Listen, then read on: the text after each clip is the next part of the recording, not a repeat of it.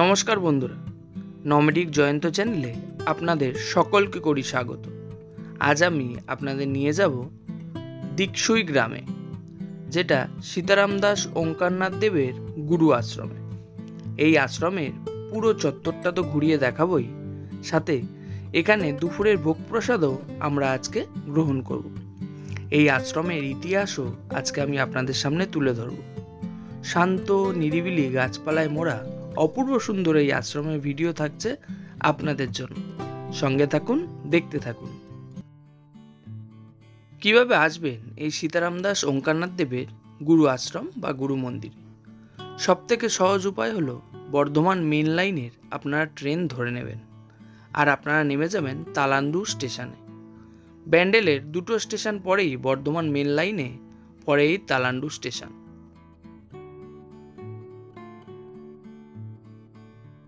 আমরাও সেরকম হাওড়া থেকে বর্ধমান মেন লাইনের ট্রেন ধরে নিলাম, আর ঘন্টাখানিকের মধ্যে চলে আসলাম তালান্ডু স্টেশনে। ট্রেন আমাদের ছেড়ে চলে যাচ্ছে। 15 টাকা পার হেড আপনাদের ট্রেনে ভাড়া লাগবে। ট্রেন সাধারণত 3 নম্বর প্ল্যাটফর্মে আপনাদের নামাবে, তারপর ওভারব্রিজ ধরে আপনারা চলে আসবেন 1 নম্বরের দিকে। যেদিক থেকে ট্রেন আমাদের নিয়ে এসেছিল, মানে হাওড়ার দিকে, পিছনের দিকে আপনারা হেঁটে আসবেন। আসলেই দেখবেন তালান্ডু স্টেশনের বাইরে যাওয়ার রাস্তা আছে। এখান থেকে পায়ে হেঁটে নিচে চলে যাবেন। নিচেই রয়েছে অটো স্ট্যান্ড। সেই অটো ধরে আপনাদের যেতে হবে দিকসুই গ্রাম। অটোতে বলবেন দিকসুই গ্রাম আশ্রমে যাব, তাহলেই হবে। অটোতে 15 টাকা পার হেড আপনাদের ভাড়া লাগবে, আর সময় লাগবে 15 মিনিটের মতন।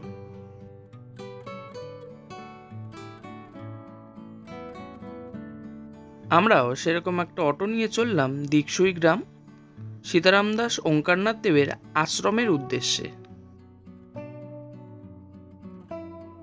10 মিনিটের মধ্যেই আমরা পৌঁছে গেলাম সীতারাম দাস ওঙ্কারনাথ দেবের গুরু আশ্রমে।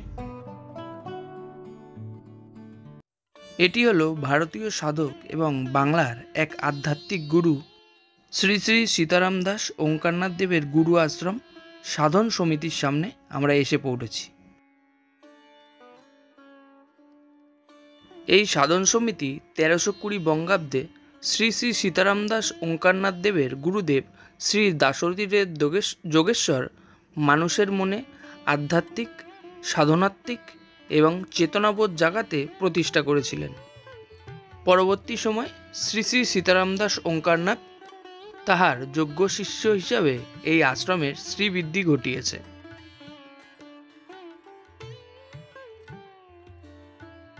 এখন আমরা গুরু আশ্রমের হরি মণ্ডপের সামনে চলে এসেছি। ঢুকেই সোজাসুজি শ্বেত পাথরে বাঁধানো রাধাকৃষ্ণ দেবের যুগল মূর্তি এবং বিভিন্ন দেবদেবীদের মূর্তি দিয়ে সুন্দরভাবে হরি মণ্ডপটি সাজানো।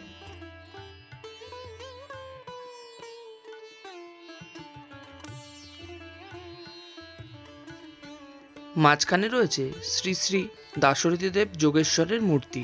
ওপরে রয়েছেন দামোদর দাস মহারাজ, আর নিচে রয়েছেন ওঙ্কারনাথ দেব। শ্রী শ্রী সীতারাম দাস ওঙ্কারনাথ দেব ছিলেন একজন ভারতীয় সাধক এবং বাংলার একজন আধ্যাত্মিক গুরু। 17 ফেব্রুয়ারি 1892 সালে শ্রী শ্রী সীতারাম দাস ওঙ্কারনাথ পশ্চিমবঙ্গের হুগলি জেলার অন্তর্গত কেওটা গ্রামে অবস্থিত তার মামার বাড়িতে জন্মগ্রহণ করেছিলেন। ইনি হলেন শ্রী শ্রী দামোদর দাস মহারাজ, আর ইনি হলেন দাশরথী দেব যোগেশ্বর।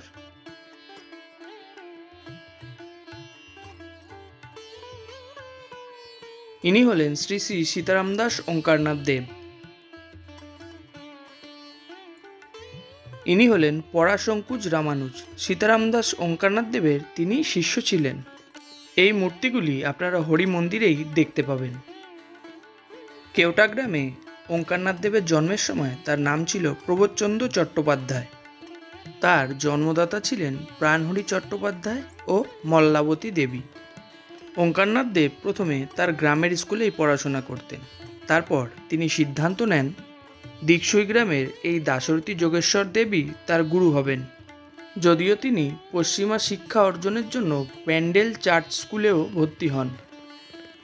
ভারতীয় শিক্ষা সংস্কৃতির ওপর আগ্রহের জন্য তিনি সেই স্কুলটি ত্যাগ করেন।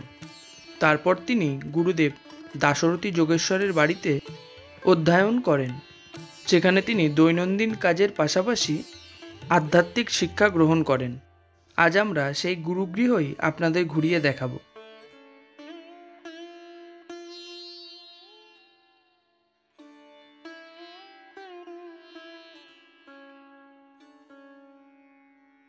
হরিমন্দিরে প্রবেশ করেই আপনারা বাঁদিকে দেখতে পাবেন এই মন্দিরের রাম মন্দির। 1364 বঙ্গাব্দে 18ই পৌষ মকর সংক্রান্তির দিনে শ্রী সীতারামদাস ওঙ্কারনাথ ঠাকুর 125 কোটি রাম নাম লেখা দিয়ে রাম মন্দির প্রতিষ্ঠা করেন। মন্দিরের দেওয়ালে কাচের আলমারিতে 125 কোটি রাম নাম লেখা গ্রন্থ সযত্নে সাজানো আছে।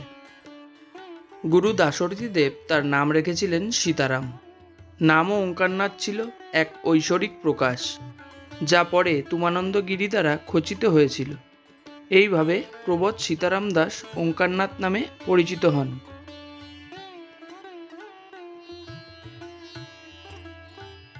হরিমন্দিরের ডান দিকে রয়েছে নাট মন্দির, আর তারপরেই 1320 বঙ্গাব্দে এই আশ্রমের গুরুদেব শ্রী শ্রী দাশরথী দেব যোগেশ্বর দ্বারা প্রতিষ্ঠিত শ্যাম মন্দির। প্রথমে মাটির দেওয়ালে একটি খড়ের চাল দিয়ে রাধাকৃষ্ণের ছবি দ্বারা প্রতিষ্ঠা করা হয়। আজও সেই ছবি রাধাশ্যামের মূর্তির ওপর টানানো আছে। পরে কষ্টি পাথরের এই রাধাশ্যামের মূর্তিটি প্রতিষ্ঠা করা হয়।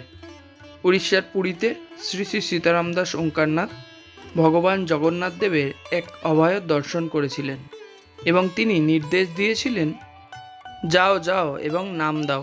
তারপর থেকেই সীতারাম প্রবলভাবে প্রভুর নাম ছড়িয়ে দিতে থাকলেন।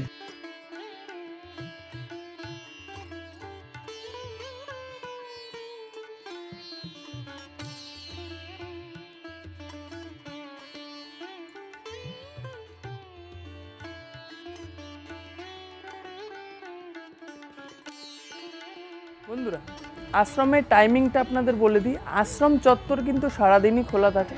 আশ্রমের ভিতরে যে মন্দির আছে সেখানে আপনারা পুজোও দিতে পারবেন। সকাল 6টা থেকে বেলা 1টার মধ্যে আপনাদের আসতে হবে, আর না হলে বিকেলে 4টে থেকে 8টার মধ্যে আপনাদের আসতে হবে। এখানে এসে একটা দিন খুব সুন্দরভাবে কাটিয়ে যাবেন। খাওয়া দাওয়ার পর প্রসাদ গ্রহণ করবার পর শান্ত পরিবেশে কিছুক্ষণ বসে অনেকটা শান্তির অনুভূতি আপনারা কিন্তু এখানে আসলে পেতে পারবেন। অপূর্ব সুন্দর লাগবে একটা দিন। অবশ্যই একদিন এসে আপনারা দিকসুই গ্রামের এই আশ্রমে কাটিয়ে যাবেন। গ্রাম্য পরিবেশে এই আশ্রমের পরিবেশও আপনাদের খুবই ভালো লাগবে। দেখতে পাচ্ছেন কতটা শান্ত নিরিবিলি, খুবই সুন্দর লাগবে একটা দিন। অবশ্যই আপনারা এই আশ্রমে এসে ঘুরে যাবেন।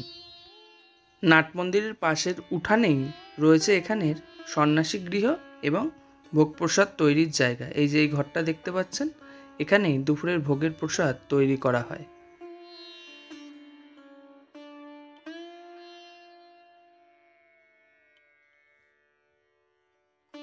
মন্দিরের পাশেই রয়েছে এই সন্ন্যাসী গৃহ দেখতে পাচ্ছেন, আর তার পাশেই রয়েছে বিরাট বড় একটি গাছ।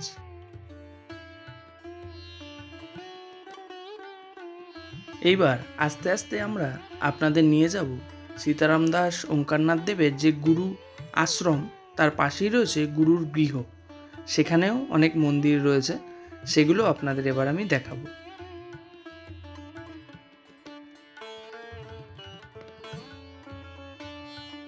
মন্দির প্রাঙ্গণ থেকে দুপা হেঁটে আপনাদের পৌঁছে যেতে হবে গুরুবাড়িতে। গুরুবাড়ি যাওয়ার পথে ডান দিকে আপনারা গোশালা দেখতে পাবেন, কিন্তু এখন কোনো গোমাতারা এখানে থাকেন না।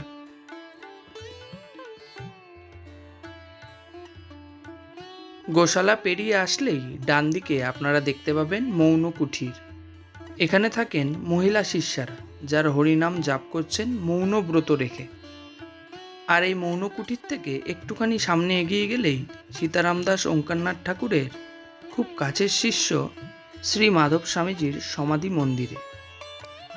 গুরুর আঙিনায় শিষ্যের শিষ্যর সমাধি মন্দির, কি অপূর্ব না?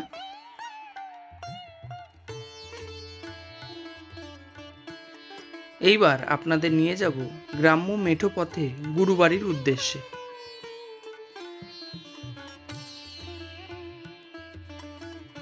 এইবার আমরা এসে উপস্থিত হলাম শ্রী শ্রী সীতারাম দাস ওঙ্কারনাথ ঠাকুরের গুরুদেব শ্রী শ্রী দাশরথী দেবের বাসভবনে।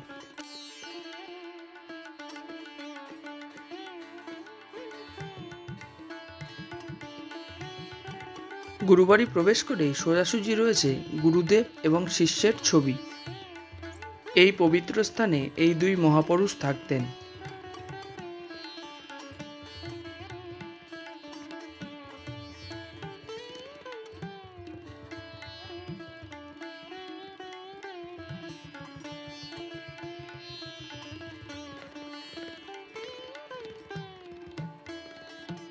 এটি হলো গুরুবাড়ির উঠান এবং আঙিনা।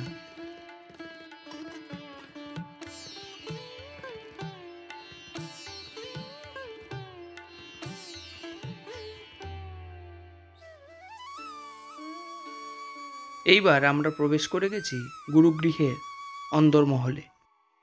গুরুগৃহের ভিতরের মন্দিরটি আগে গোয়ালঘর ছিল।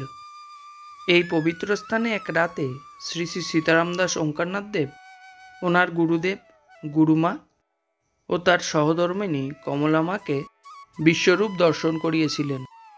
সেই পবিত্র গোয়ালঘর এখন মন্দিরে রূপান্তরিত হয়েছে। মন্দিরের দেওয়ালে চিত্রের মাধ্যমে ঠাকুর তার গুরুদেব, গুরুমা এবং কমলা মাকে বিশ্বরূপ দর্শনের সেই চিত্রটি ফুটিয়ে তোলা হয়েছে। এই আশ্রম এবং মন্দিরের যত মূর্তি এবং চিত্র দেখছেন সবই গুরুদেবের কনিষ্ঠ নাতি শ্রী গোবিন্দ মুখোপাধ্যায়ের হাতের তৈরি।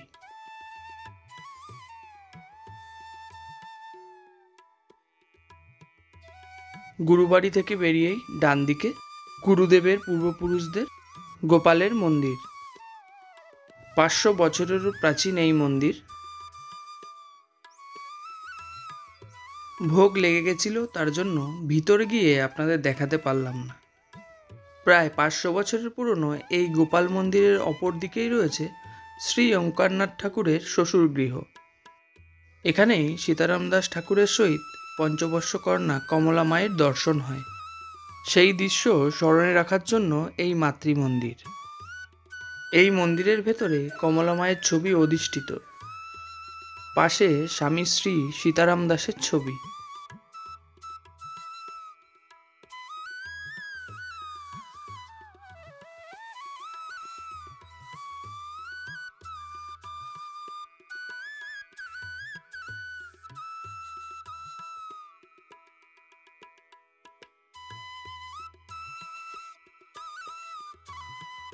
মাতৃমন্দিরের অপর দিকেই রয়েছে দাশরথী দেব গুরুদেবের সেই বিখ্যাত টোল।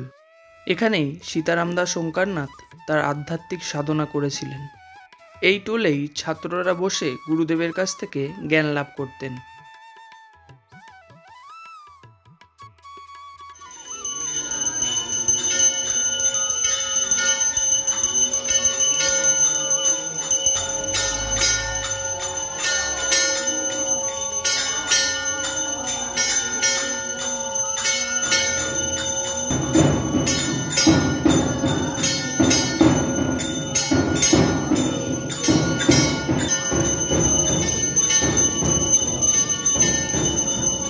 তো বন্ধুরা, এত অবধি কেমন লাগছে এই গ্রাম্য পরিবেশে শ্রী ঠাকুরের গুরু আশ্রমের ভিডিও? অবশ্যই আমাকে কমেন্ট বক্সে কমেন্ট করে জানাবেন। তো আপনারা যেটা দেখলেন, এখানে তো ভোগ আরতি হয়ে গেল, এবার ভোগ প্রসাদ প্রদান করবার পালা। তো আমরা এখানে ভোগ প্রসাদ গ্রহণ করব। আর আপনারা যদি এইখানে এসে ভোগ প্রসাদ গ্রহণ করতে চান, নিচে দেওয়া ফোন নাম্বারে অবশ্যই একদিন আগে এনাদের জানিয়ে রাখবেন। তারপর আপনারা এখানে এসে ভোগ প্রসাদ গ্রহণ করতে পারবেন। স্বেচ্ছাদানের মাধ্যমে এখানে কিন্তু ভোগ প্রসাদের ব্যবস্থা রয়েছে। এখানে কিন্তু আপাতত কোনো থাকার ব্যবস্থা নেই। তো চলুন এবার ভোগ প্রসাদ গ্রহণ করছি এবং আপনাদের দেখাচ্ছি এখানে ভোগ প্রসাদে কি কি দেয়।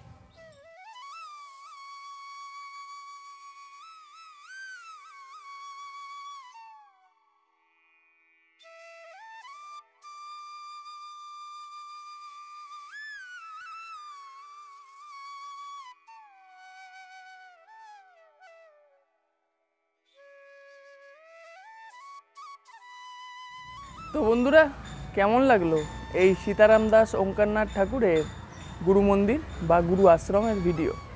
তো আশা করি এই আশ্রমের ইতিহাস এবং এই আশ্রমের টাইমিং, তারপর ভোগ প্রসাদের কী ব্যবস্থা আছে, মোটামুটি যেমন তথ্য হয়, আশা করি সমস্ত তথ্য এই ভিডিওর মাধ্যমে আপনাদের আমি দিয়ে দিয়েছি। তাও যদি কিছু জানবার থাকে অবশ্যই আমাকে কমেন্ট বক্সে জানাবেন, আমি প্রত্যেকটা কমেন্টে আপনাদের রিপ্লাই দেবো। তো বন্ধুরা, দেখা হবে আপনাদের সঙ্গে আবার পরবর্তী ভিডিওয় অন্য কোনো জায়গায়। ততদিন সুস্থ থাকবেন, নিরাপদে থাকবেন এবং ঘুরতে থাকবেন। আর যদি আমাকে কোনো মন্দির বা আশ্রম বা বৃদ্ধাশ্রমের সন্ধান দিতে যান, অবশ্যই আমাকে কমেন্ট বক্সে জানাতে পারেন। দেখা হবে আপনাদের সঙ্গে আবার পরবর্তী ভিডিওয় অন্য কোনো জায়গায়। ততদিন সুস্থ থাকবেন, নিরাপদে থাকবেন এবং ঘুরতে থাকবেন। সীতারাম দাস ওঙ্কারনাথ দেবের গুরু মন্দির থেকে আমি জয়ন্ত, টাটা।